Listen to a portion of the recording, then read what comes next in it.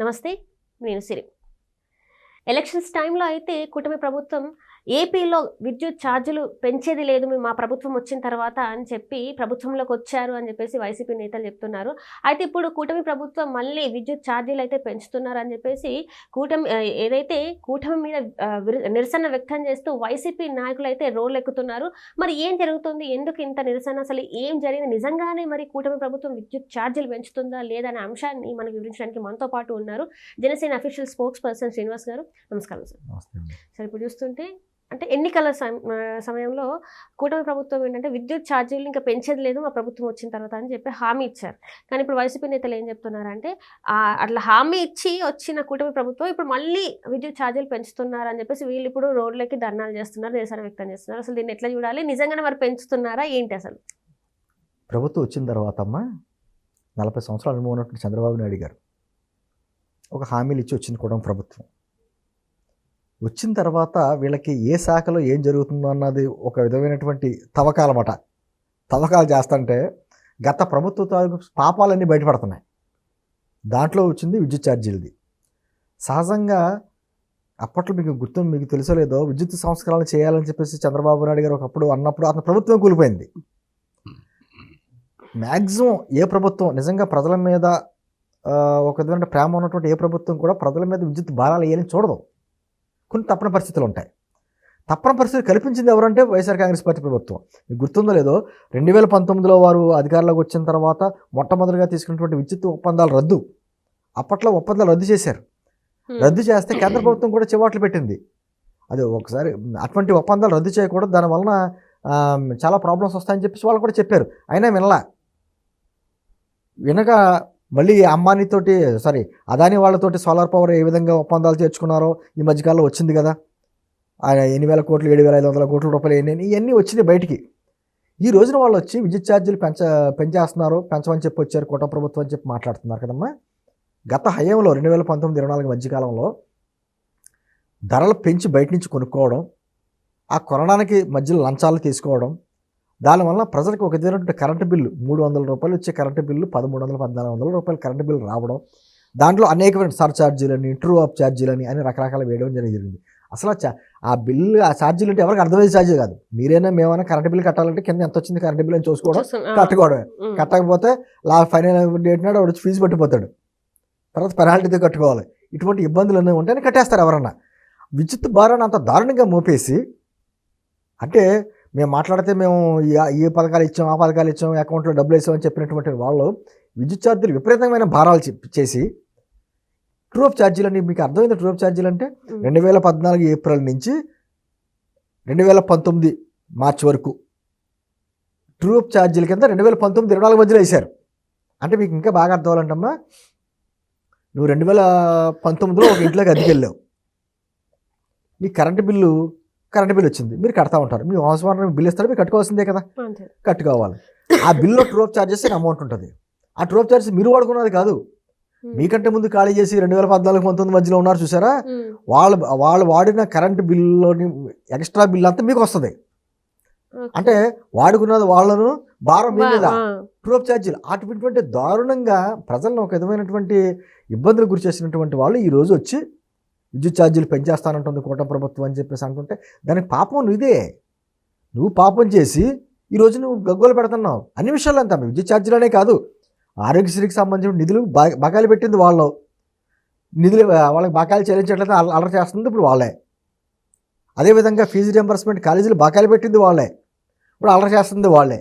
చాలా విచిత్రంగా ఉంటుంది. ఎందుకంటే రాష్ట్రాన్ని ఇన్ని రకాలుగా సర్వనాశం చేయాలో ఆర్థిక పరంగా అన్ని రకాలుగా సర్వనాశం చేశాడు జగన్మోహన్ రెడ్డి. మొత్తం వ్యవస్థలను విధ్వంసం చేసుకొచ్చాడు. ఇప్పుడు జరుగుతుంది చూడు రేషన్ రైస్ గురించి, ఎక్కడ తగినా రేషన్ రైస్ వస్తుంది. ఇప్పుడు బొగ్గన గారి గొడవల్లో పడ్డాయి, మొన్నటి వరకు పేరు నానిది, ఎన్ని రకాలుగా దోషేయాలో అన్ని రకాలు దోషేశారు. ఆఖరికి కాకినాడ పోర్టు విషయంలో కూడా కేవీ రావు గారు ఏం మాట్లాడారో మనం చూసాం. అంటే ఇన్ని విధ్వంసాలు చేసిన వాళ్ళు బయటకు వచ్చి ఈ రోజున రాష్ట్రాన్ని ఇలా చేస్తున్నారు అలా చేస్తున్నారు మాట్లాడుతుంటే నాకు ఒక సామెత పదే చెప్తూ ఉంటాను నేను. వీరప్పన్న ఉంటాడు కదా, దొంగ చెక్క ఏమంటాడు, గంధపు చెక్కల దొంగ వీరప్పన్న ఉంటాడు. వీరప్పన్నే బాధపడితే ఎలా ఉంటుందమ్మా, గంధపు చెట్లు మాయమైపోతున్నాయి, అటవీ సంపదను దోచేస్తున్నారు అని గంధపు చెక్కల దొంగ వీరప్పన్న బాధపడితే ఎలా ఉంటుంది, అలా ఉంటుంది జగన్మోహన్ రెడ్డి గారు అందుకో బాధపడుతుంటే. విధ్వంసం చేసింది వాళ్ళు వచ్చి బాధపడుతున్నారు మరి విచిత్రంగాను. గత 5 సంవత్సరాల్లో దాదాపు 30 సంవత్సరాలు వెనక్కి లాక్కుపోయారు రాష్ట్రాన్ని.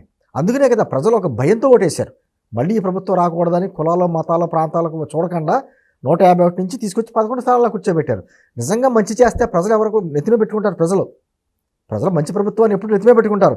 తప్పులు ఉంటేనే ఖచ్చితంగా అధికార మార్పిడి జరుగుద్ది. అదే కదా జరిగింది. మళ్ళీ సిగ్గు లేకుండా రోడ్డు మీదకి వచ్చి విద్యుత్ ఛార్జీలు పెంచేస్తున్నారు అంటే అసలు విద్యుత్ ఛార్జీలు పెంచవలసినటువంటి అవసరం ఏర్పరిచింది జగన్మోహన్ రెడ్డి ప్రభుత్వం. ఇప్పుడు ఎలా మాట్లాడతావు నువ్వు? అంటుంది వాళ్ళందరూ వచ్చి నిన్న రకాలుగా వాళ్ళ మాజీ ఎమ్మెల్యేలు వాళ్ళందరూ వచ్చి మాట్లాడుతున్నారు. ఒక పక్క నుంచి మీ పార్టీలో అందరూ వెళ్ళిపోతున్నారు. నిన్న కూడా కర్నూలు నుంచి ఎవడో బయటకు వెళ్ళిపోయాడు ఇంతియాజ్ గారు. అలా మీ పార్టీ ఖాళీ అవుతుంది. నీ పార్టీ మీద దృష్టి పెట్టుకోవడం అంటే దాన్ని డైవర్ట్ చేసుకుంటారన్నమాట. మా పార్టీ ఇంకా బలంగానే ఉందని చెప్పుకోవడానికి ఏదో రకంగా బురద జల్లాల బయట అనేటువంటి చేసే కార్యక్రమంలో భాగంగానే ఈ విద్యుత్ ఛార్జీల పెంపు మీద వాళ్ళు మాట్లాడే మాటలు. నేను ఏమంటున్నానంటే సంపద సృష్టిస్తున్నారు ఇక్కడ. గతంలో సంపదకి ఆదాయానికి కూడా వ్యత్యాసం తెలిసేది కాదు వాళ్ళకి. కేవలం అప్పులు చేయడం, అకౌంట్లో వేయడం అదే ప్రభుత్వంగా భావించారు. అదేవిధంగా రాష్ట్రాన్ని సొంత ఎస్టేట్గా చూసుకున్నారు. ఇది మా రాష్ట్రం, మా ఎస్టేట్, ఇది ఎలాగైనా చేసుకోవచ్చు అనే ఉద్దేశంతో రాష్ట్రాన్ని సొంత ఎస్టేట్గా భావించి దోసేశారు. ఈ రోజున ఆ బాధ వాళ్ళ ఉంది. అంటే పాపం దోచుకోవడానికి ఏం కనపడలేదు కదా అని చెప్పేసి ఒక పక్కన కూటమి ప్రభుత్వం ఒక సంపద సృష్టించానే ఇటువంటి దుర్మార్గులందరి మీద దృష్టి పెట్టింది.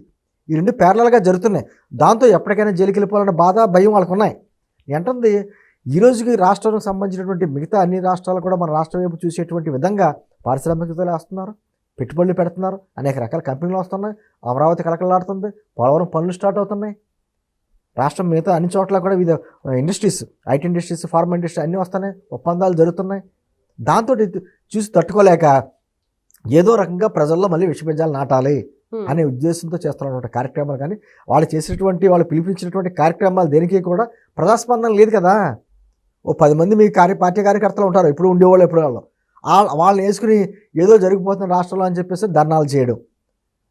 ఈ ప్రభుత్వం ఏర్పడిన మొదటి నెలలోనే ఢిల్లీలో కూర్చొని ధర్నాలు చేశారు. అంటే కంటిన్యూస్గా ధర్నాలు అంతే. అంటే మా పార్టీ ఇంకా బతికే ఉందని చెప్పుకోవడానికి చేసే ప్రయత్నంలో భాగమే తప్ప ఇంకోటి కాదు. ఒక పక్క నుంచి ఆ పార్టీని నమ్ముకున్నటువంటి, ఆ పార్టీని మోసినటువంటి అనేక మంది ఎమ్మెల్యేలు, ఎంపీలు, ఎమ్మెల్సీలు అందరూ పక్క నుంచి బయటకు వెళ్ళిపోతున్నారు.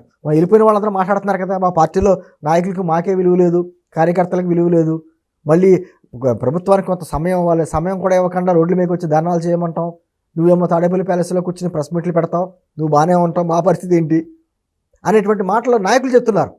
అవంతి శ్రీనివాస్ మాట్లాడాడు కదా, మన కొత్త ప్రభుత్వానికి కొంత సమయం ఇవ్వాలి కదా, 6 నెలలు రోడ్డెక్కి ధర్నాలు చేయమంటాం ఏంటి అనే మాట మాట్లాడాడు కదా. ఈయనకేంటి, బంగారంలో తాడేపల్లి ప్లాస్లో ప్రెస్ మీట్ పెడతాడు, అక్కడి నుంచి వెళ్ళి బెంగళూరు ప్యాలెస్లో దాక్కుంటాడు. పోయేది ఎవరో కింద ఉన్నవాళ్ళు కదా. నేను అంటుంది ఈ రోజుకైనా ప్రతిపక్ష పార్టీగా నీకు 151 నుంచి 11 ఇచ్చినప్పుడు నన్ను ఎందుకు 11 స్థానాలకు పెట్టారు, నేను మంచి చేస్తే నాకు ఎందుకు ఇంత శిక్ష పడింది అని ఒక ఆత్మపరిశీలన చేసుకోవాలి. అదే సందర్భంలో నిజంగా ప్రభుత్వం నేను లోపాలు ఎత్తి చూపాలి. ఇవో ఇక్కడ లోపం జరుగుతుంది, ఇక్కడ లోపాలు జరుగుతుంది, ఎత్తి చూపండి, తప్పులేదు. అంతే తప్ప లేనిది ఉన్నట్టుగా భ్రమలు సృష్టించి ప్రభుత్వం మీద బురద జల్లాలి, మళ్ళీ ఏదో జమిలీ ఎన్నికలు అంటున్నారు కదా, మధ్యలో వచ్చేస్తుంది, మళ్ళీ గవర్నమెంట్లోకి వచ్చేస్తాను, ఇది భ్రమల్లో ఉంటే మాత్రం ఖచ్చితంగా ప్రజలు మొత్తం రాజకీయాలలో లేకుండా చేసేస్తారు. ఎందుకంటే ఇది ప్రజాస్వామ్యం, రాజకీయం, ఇదో ఏమంటారు, ప్రజాస్వామ్య దేశమే కానీ రాచరికమేం కాదు, మీరేం ప్రభువులు ఏం కాదు, మీరు శాశ్వతంగా ఉండడానికి ఖచ్చితంగా ప్రజల నిర్ణయానికి అందరూ కట్టుబడి ఉండాలి. ఈ రోజున రాష్ట్రం సుభిక్షంగా ముందుకెళ్తుంది, అందరూ హర్షిస్తున్నారు. గతంలో ఎప్పుడు లేని అభివృద్ధి మరి చూస్తున్నారు, కేంద్రం నుంచి నిధులు వస్తున్నాయి, పెట్టుబడులు వస్తున్నాయి. మీరేమిటంటే నిజమైనటువంటి ఒక ప్రతిపక్ష పార్టీ అయితే బాధ్యతగా సపోర్ట్ చేయాలి, చేసి లోపాలను ఎత్తి చూపండి. అంతే తప్ప అసెంబ్లీకి రాకుండా రోడ్ల మీద ధర్నాలు చేయాలి, లేకపోతే ఆడపల్లి ప్యాలెస్లోకి వచ్చి ప్రెస్ మీట్లు కొట్టాలంటే మిమ్మల్ని అక్కడికే పరిమితం చేస్తుంది. వచ్చే 2029 ఎన్నికలు కూడా మీరు కేవలం 11 నుంచి ఏ ఓట్లోకి వెళ్ళిపోతారో తెలియదు. ఇప్పటికైనా ఆలోచించుకుని ప్రజల పక్షాన్ని నిలబడండి మాత్రమే చెప్పగలం. Right, thank you so much sir.